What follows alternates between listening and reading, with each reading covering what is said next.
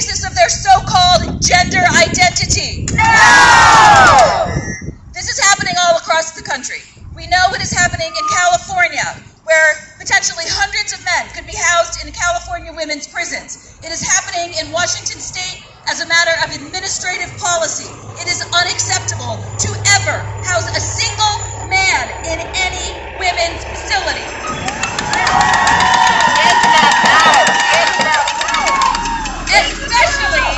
Especially a man who has been convicted of murdering prostituted women. Especially a man who has been convicted of raping a 12-year-old girl. Get him out! But any man, no men belong incarcerated with vulnerable, incarcerated women. Get men out! It is happening all across the country. To the best of our knowledge, 49 states, plus the District of Columbia, allow men to be housed in women's prisons on the basis of their so-called gender identity. What do we think about that?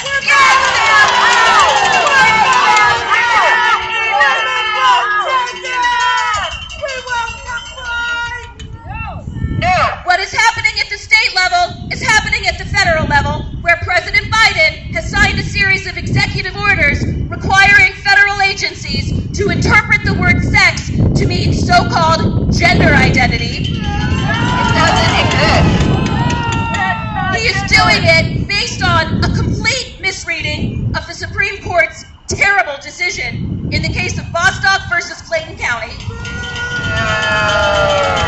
He is lying to the American people about what that court decision said.